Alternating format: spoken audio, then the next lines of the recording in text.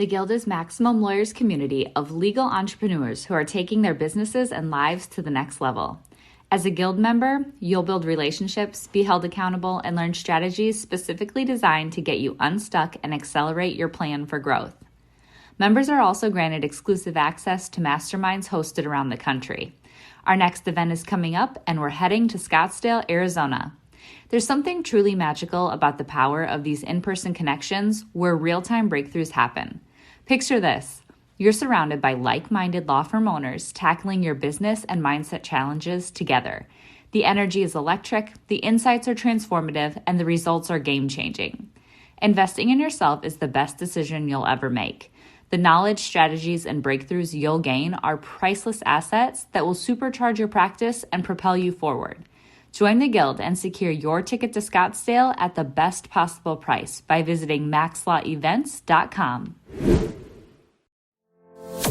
Run your law firm the right way. This is the Maximum Lawyer Podcast. Your hosts, Jim Hacking and Tyson Mutrux.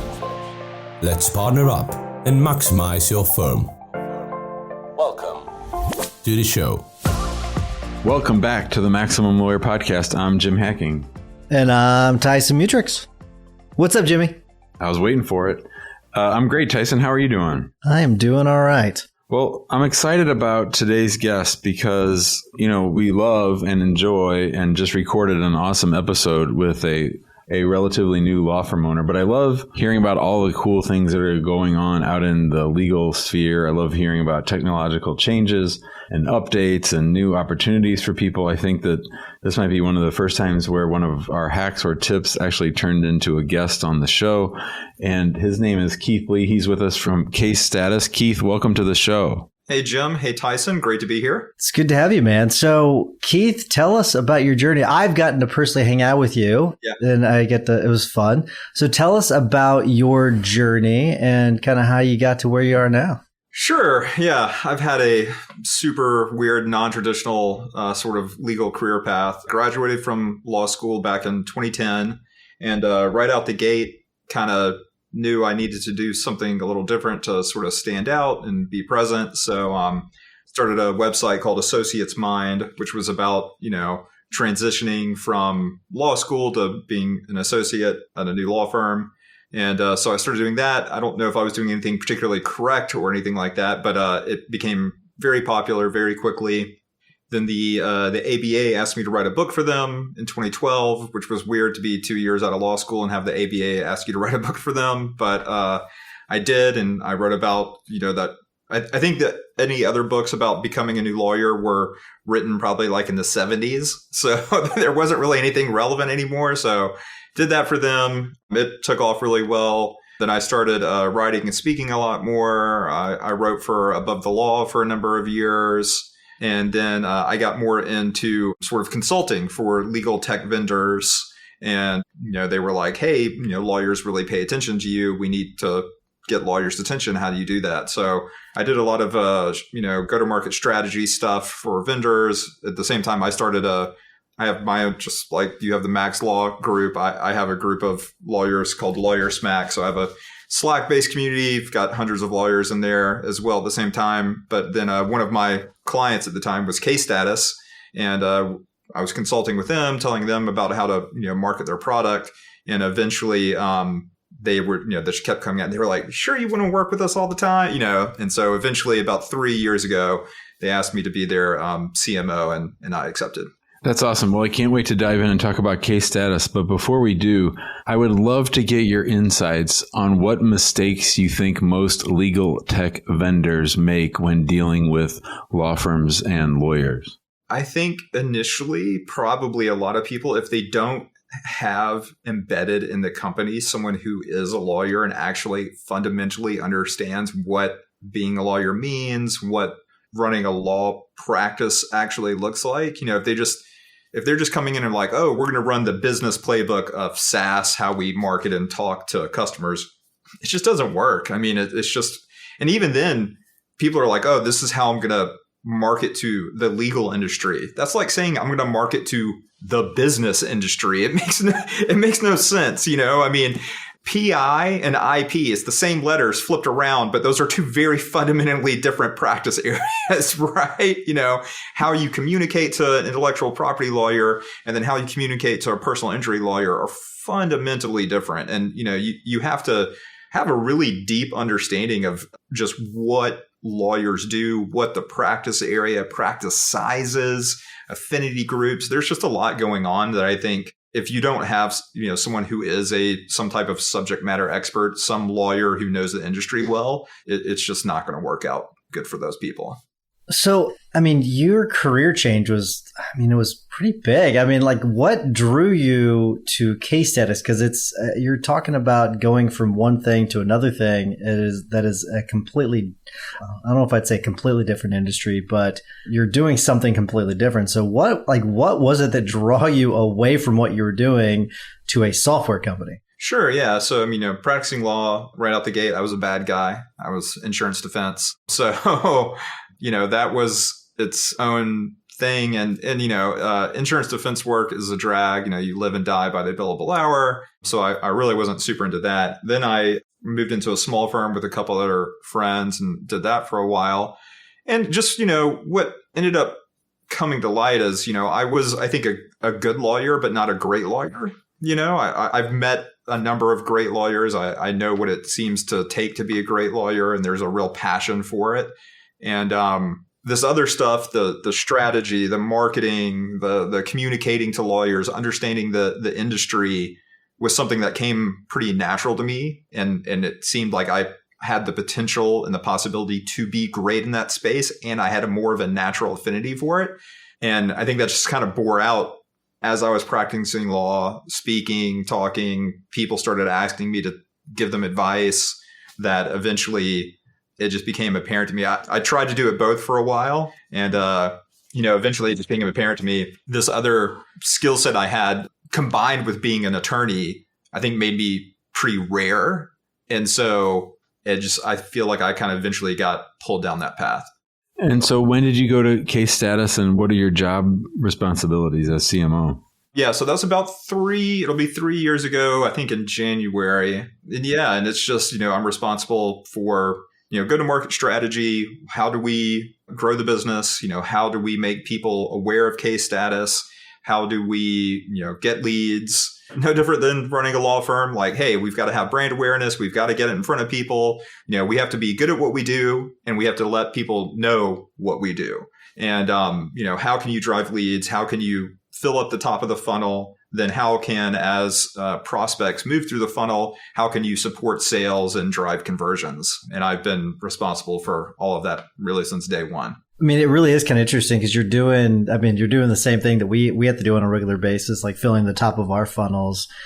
And you're talking to, potential clients, potential customers. Sure. And I'm guessing that sometimes you want to strangle them because maybe they just don't get it. So what are those interactions like? It can be tough. Lawyers, not to paint with a broad brush, but are largely Luddites in a big way. We're a profession, steeped in precedent, right? That's the whole basis of how we function. Law school trains you up for risk aversion, risk mitigation, critical analysis, selling into, that's another difficult thing. Selling to lawyers may be one of the most difficult audiences to sell to, right? They're just going to be like, I remember one time I saw a guy just kind of randomly interface with a guy who was a very, very good criminal defense lawyer and started mentioning his product. Guy started crossing him immediately, and he got destroyed. He was destroyed. He was not prepared for the intense line of questioning that this criminal defense lawyer brought to him. And I was like, well, that's what you're going to get. You need to be prepared for that. So one, that's the initial barrier. But then two, this risk mitigation, risk aversion that most attorneys have, it's challenging. So really what you end up having, I think, for a lot of legal tech companies outside of really established areas, and I say really established, 10 years now, case management, people pretty familiar with, e-discovery, okay, people are familiar with that. But most legal technology companies face a real educational sale problem, right? You can't just go and sell. You actually have to educate the buyers. You have to, have a real use case example.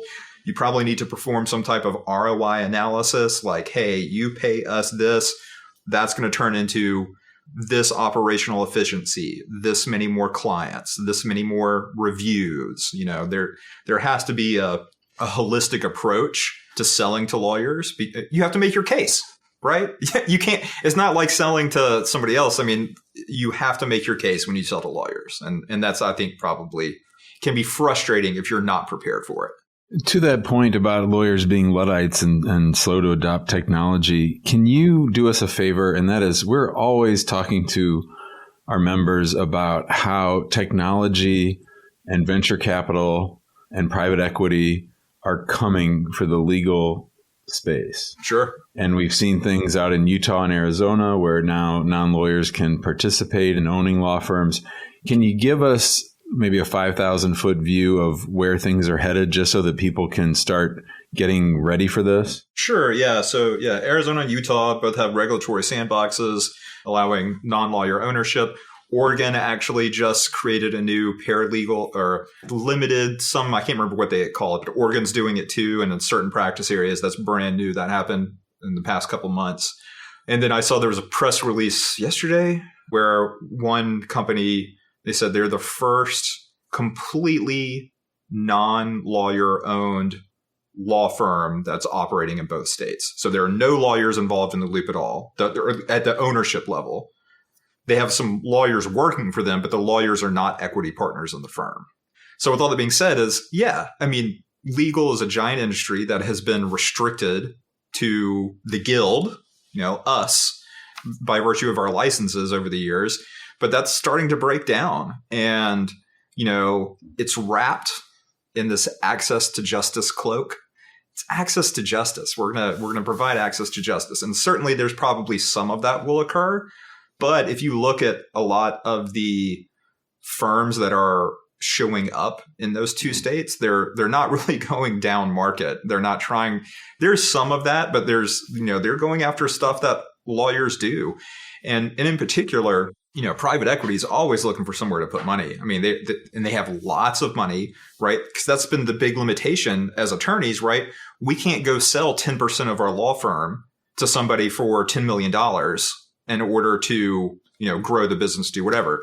Private equity does that all day long, right? That's how startups exist. They invest money. I'm the founder. I'm going to start a company. I sell 70% of the company away to private equity for millions and millions of dollars as they gamble the bet that I'm going to be able to turn it into something. And so that's coming in a big way. And not just private equity, particularly once you start to go really upmarket. You take the big four consulting firms, you take Deloitte, E&Y, those folks, they already have legal units across the pond in the UK and Australia and everything. They are going to eat people's lunch. You think you've got the operational efficiency that the giant, accounting firms do? Man, those guys are ruthless. And if they think there is profit to be had in the legal space, and if the deregulation comes, man, they will be here in a heartbeat because they're already staffed for it. They're already equipped for it. They're already doing it in other countries. It's interesting. Are there opportunities for companies like Case Status to get into the game? I mean, if I were in the legal space and the SaaS industry of some sorts, I would probably try to find ways into it. So are there opportunities for you all at Case Status? I mean, maybe, but I think there's some inherent conflict that you've got to be careful with where, all right, if your customers are lawyers, do you then want to compete against your customers? Like strategically speaking, if I was the customer, I would be put off from that. Like a couple of people have pivoted and said they're going to do that. And it's like, well, I would fire that company as a vendor if I was an attorney using them, right? That would put my back up in a big way. I mean, and I think that's where things will be for a while. But eventually, there might not be it's probably not an option. If the deregulations continue, if more money pours in the space, if more tech companies start trying to do it, I think it's inevitable that you see, particularly where they get really good at controlling the client relationship, that I can see where they might just say, hey, you've got a legal need and you're the marketing agency or digital agency that's, filling the top of the funnel for these law firms.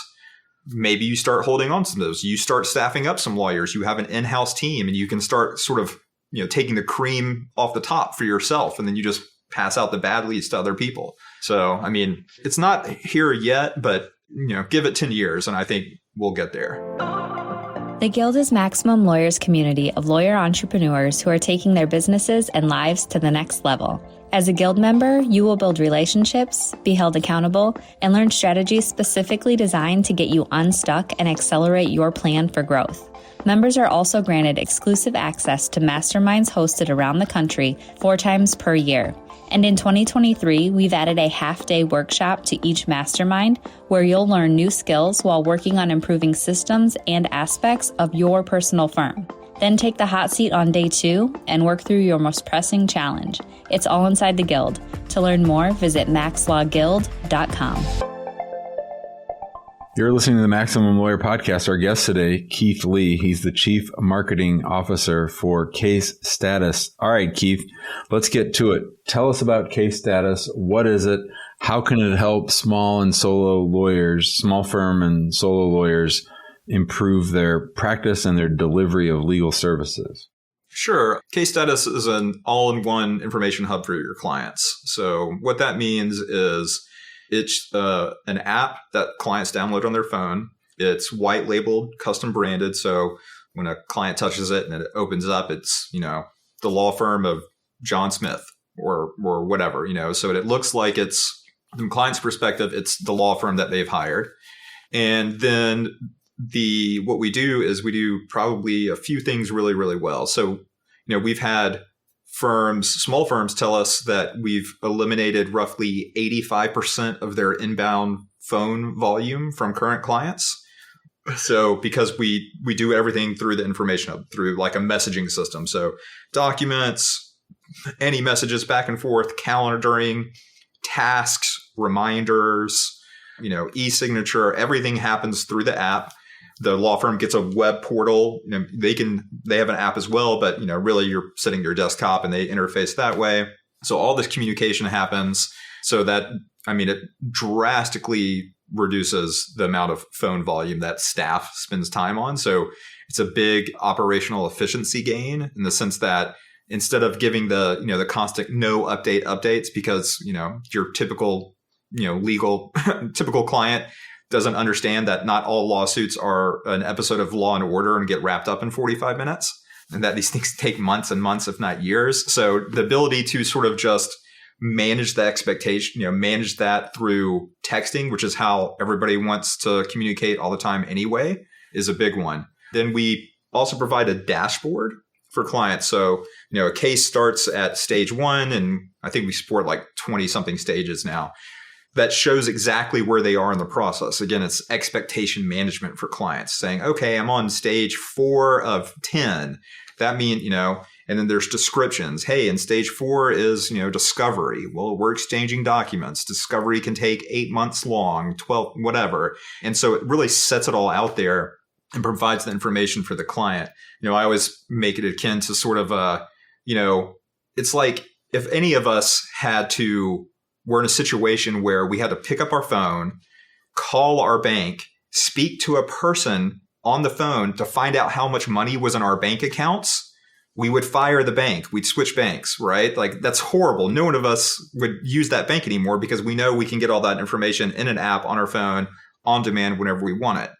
Okay. Why are you making your clients call your law firm, right? It's no different. It's still very sensitive, private information, financial data. Okay, your legal information, there is technology now that you can very securely display this, and you display whatever you want. The law firm has total control over what gets shown, but all this gets displayed in a very easy to understand way for clients, and we see that. We see clients check the on the back end anonymous data usage. Some clients will check the app once a day, right? Twice a day.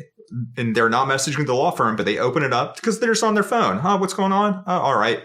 But every time they just look at that app, that's a phone call that's not happening to your firm. So that's another really big one.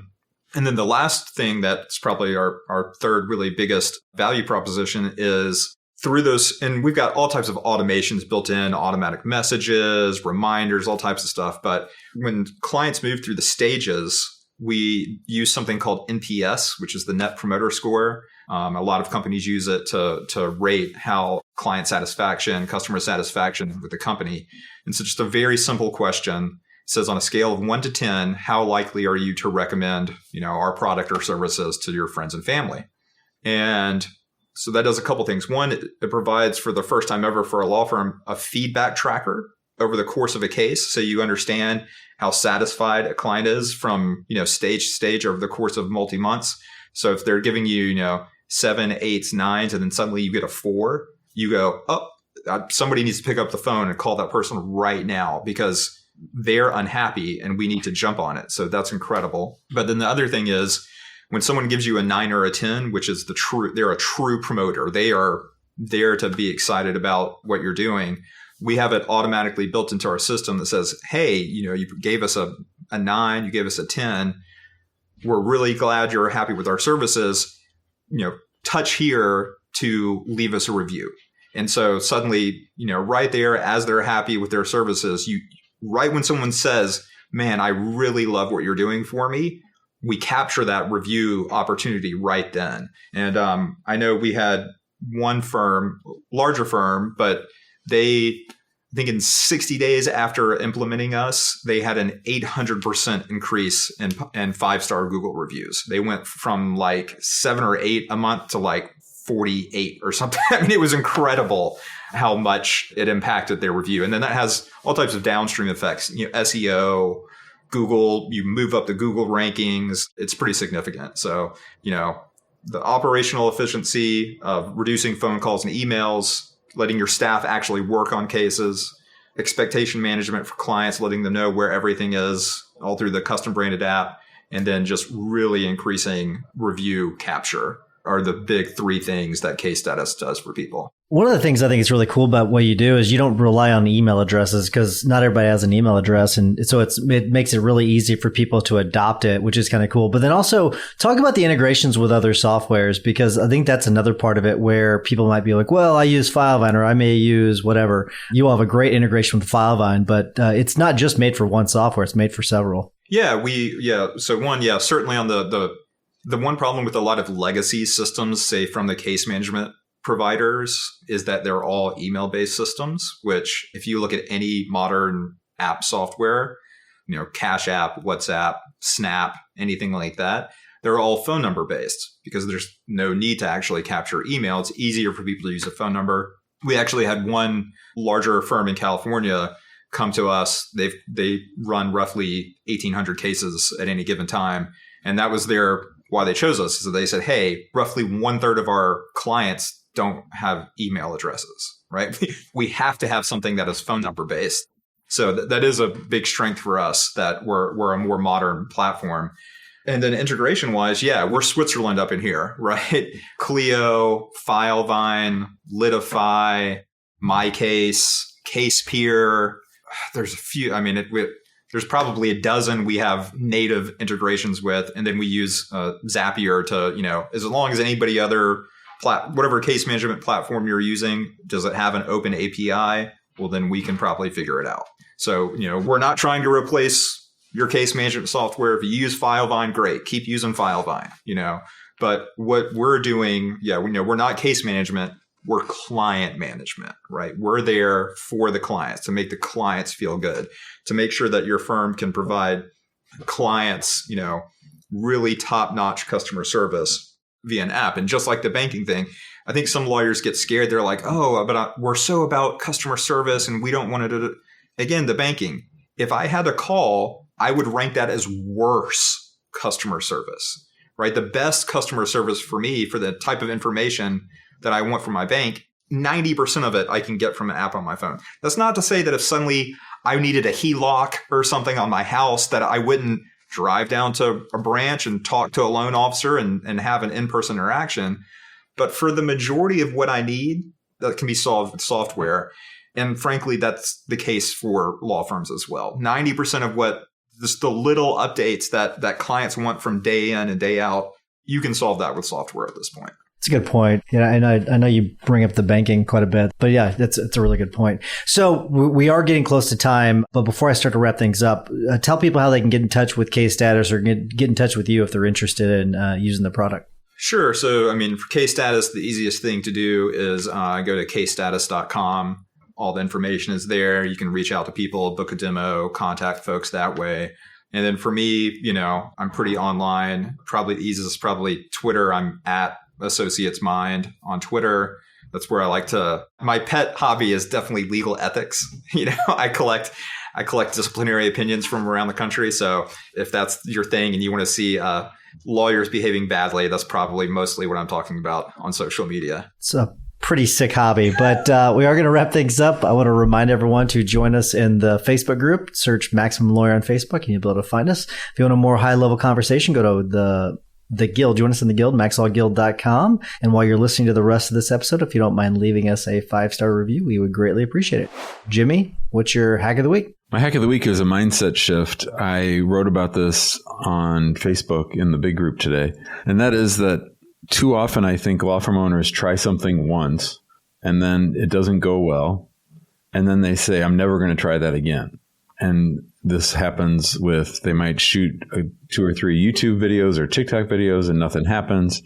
Or they might try a new way of advertising, or they might try a new process in the office and it doesn't work, or they try delegating and the person doesn't do it exactly like they would have. And then they say to themselves, oh, this doesn't work. And they write some cardinal rule that this will never work.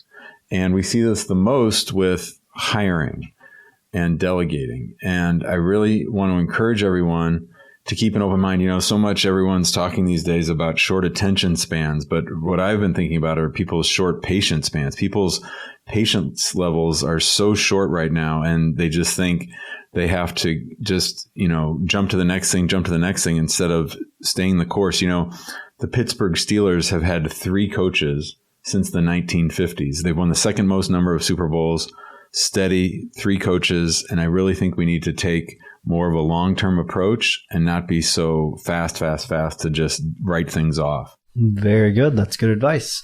Keith, we always ask our guests to give a tip or hack of the week. Do you have a tip or a hack for us? Oh, geez. Okay. So hack tip of the week, something to read, listen to. I'm a big fan. There's a guy by the name of Naval Ravikant, Naval. He was originally an angel investor. He invested in Twitter, Uber, a bunch of stuff.